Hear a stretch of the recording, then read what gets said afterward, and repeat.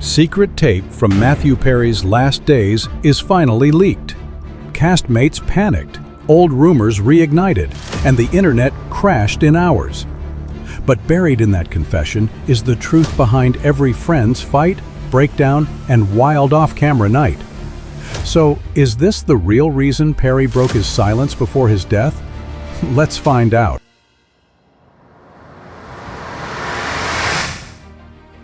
In October 2023, days before the news broke worldwide, a voice note from Matthew Perry landed in the inbox of a close friend.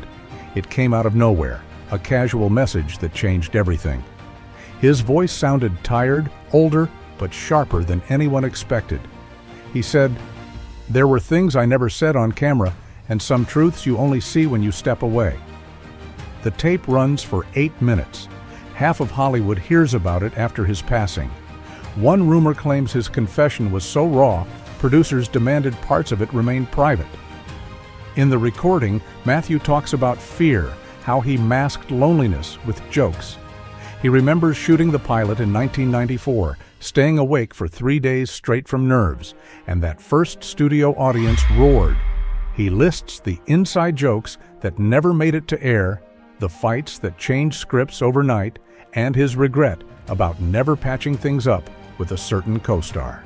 After the tape leaks, the internet moves fast. Fan forums explode, comparing his words to deleted scenes and outtakes.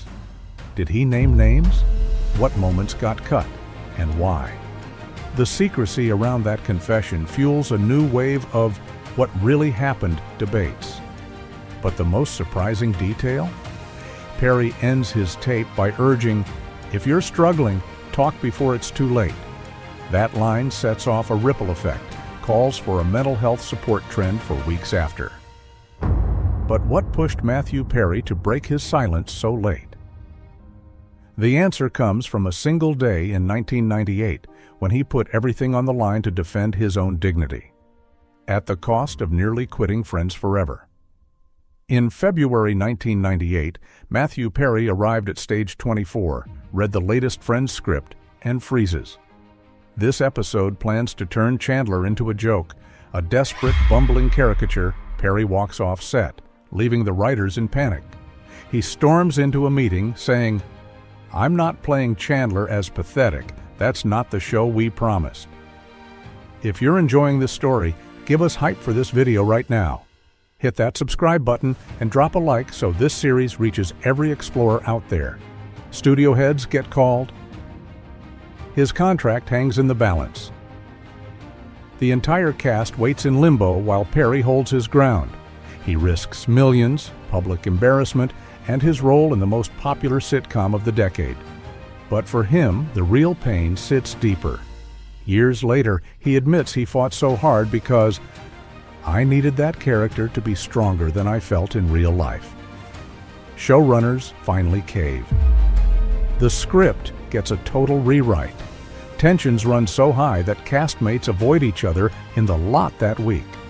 Tabloid rumors pop up about creative clashes, but nobody outside the writer's room hears the full story until much later. This episode never airs in its original form. The lesson lingers, though. Matthew Perry would rather leave the biggest show in America than let it define him the wrong way. And this fight for respect sets the tone for future power struggles on set, especially when his off-screen battles begin to show in Chandler's changing face. What did those wild physical changes really mean, and how did Matthew finally admit the truth to millions? Across 10 seasons, fans noticed Chandler Bing's body changing fast. In 2015, Matthew Perry dropped the guard and finally admitted, "You can literally track my addiction by my weight." When you look at the early seasons, he's sharp, almost skinny. But jump to 2001 and you see his face round, eyes tired, posture heavier. Producers tried to play it down, but the audience never missed a beat. Numbers tell the story. During season 6, Matthew's weight swung by nearly 30 pounds within 6 months.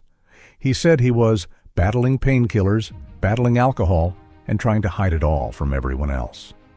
Fans started to wonder, How did nobody on set see what was going on? Even David Schwimmer, always the steady presence, confronted him after a table read in 1999. There's a real moment where David quietly pulled Matthew aside, asking if he needed help. Perry admitted later, "He was the first to say it out loud, and I owed him for that." Do you remember those episodes where Chandler wore baggy sweaters or slurred lines in group scenes? Producers were covering for days he could barely show up. The audience laughed, but behind the curtain, a very real fight was playing out. People still debate whether Friends would have survived if his struggle became public back then. But it raises another question. Who on set really saw Matthew's pain, and who looked away while he lost himself in the part? The next big secret would involve someone producers forced out, just to keep real romance away from the lens. By 1996, Matthew Perry's trailer had become a legend on the Warner Bros. Lot. Cast hangouts, late-night script rewrites, but also whispers about a certain guest star. She came on for a 3-episode arc, and suddenly, Perry was showing up to work grinning like a teenager. The chemistry spilled over into scenes. With one take running so long, the crew kept watching after the director yelled, "Cut!" People on set noticed. They started moving around them, tiptoeing past. Can you imagine being told who you're allowed to fall for when the cameras stop? Well, that's what producers tried. Executives from NBC, worried about on-set drama, pulled Matthew into a meeting and made it clear. On-set romance stays in the script, not your trailer. The two tried to keep things quiet, but the press picked up on clues. One day, tabloids printed photos of them leaving a wrap party together, and studio heads made their move. The actress left the show early, and Perry's mood crashed. He once admitted, years later, "They forced us apart, said it would ruin the magic."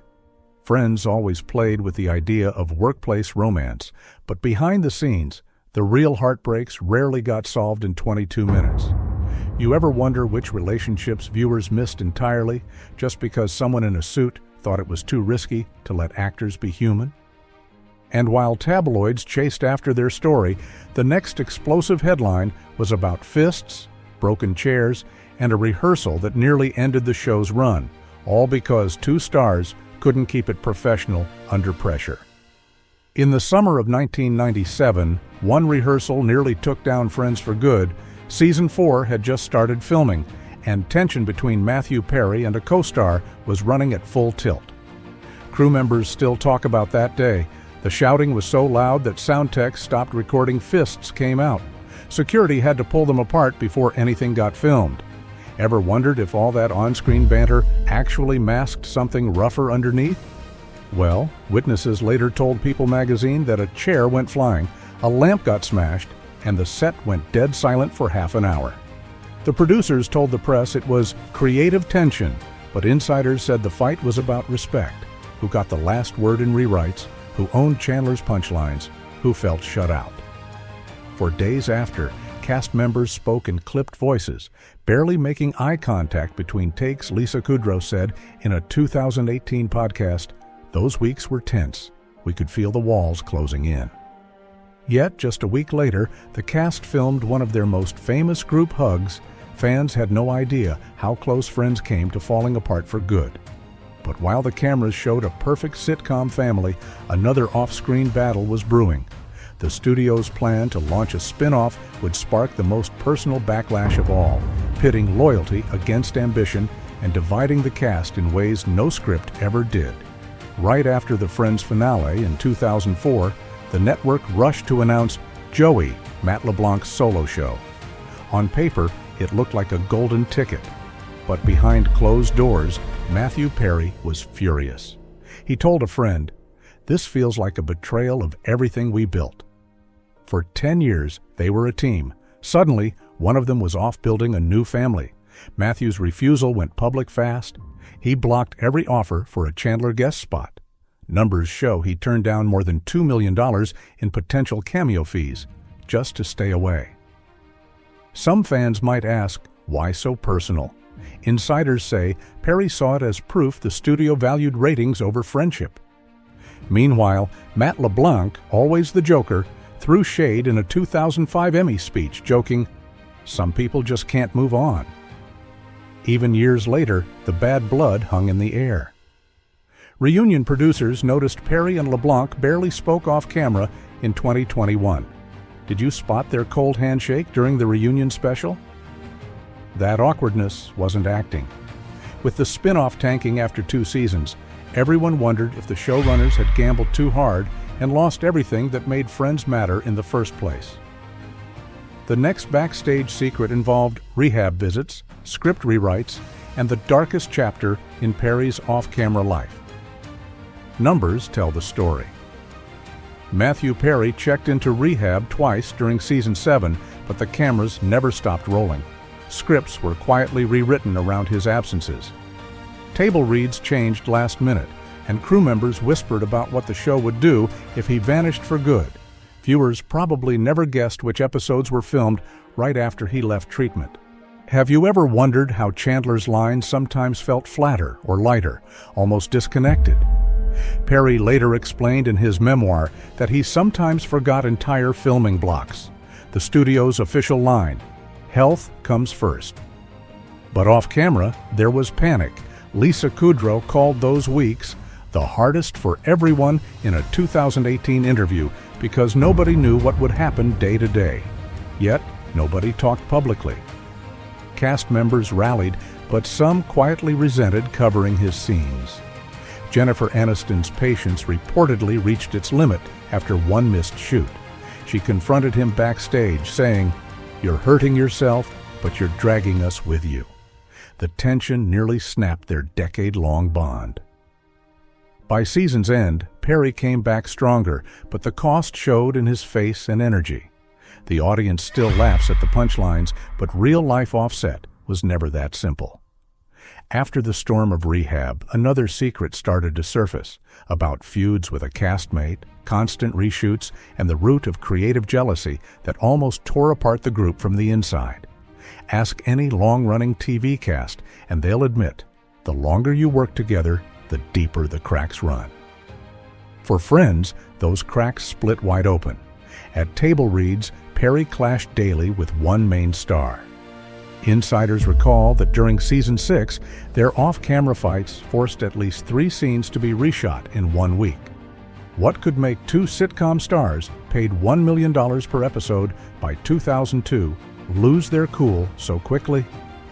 Can you guess which cast member fought hardest to change their lines every week?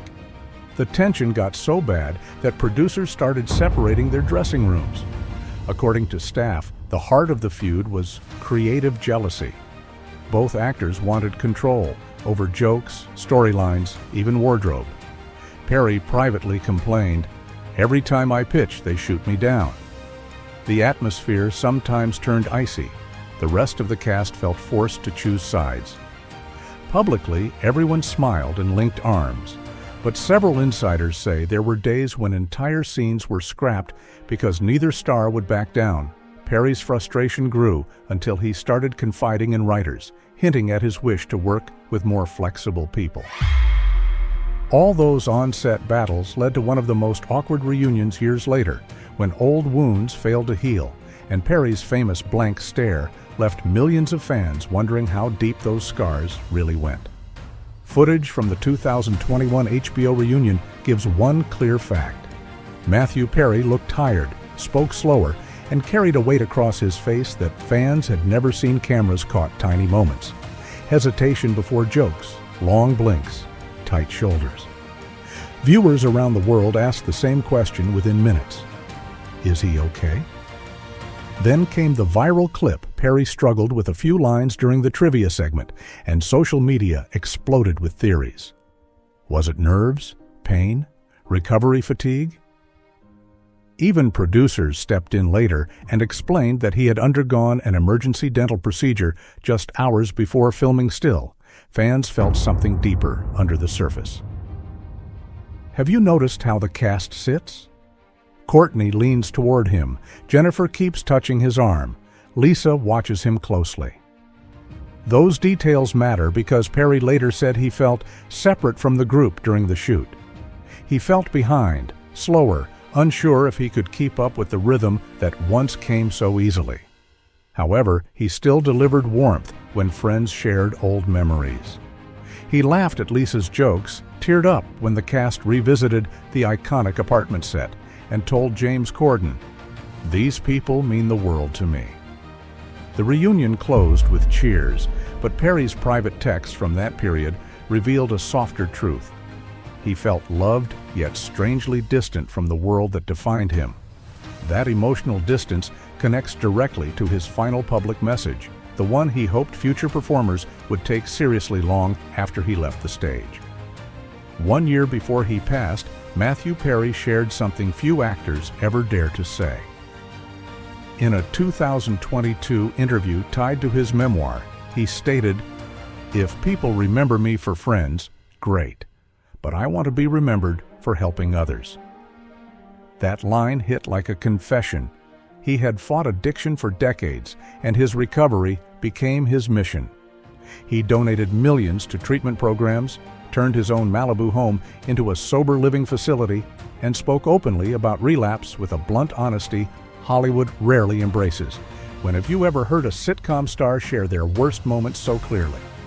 He knew people listened when he spoke, so he used that reach to warn others about the dangers he faced. His memoir includes a number that stunned readers. "I spent around $9 million trying to get sober." Few celebrities ever disclose a figure like that.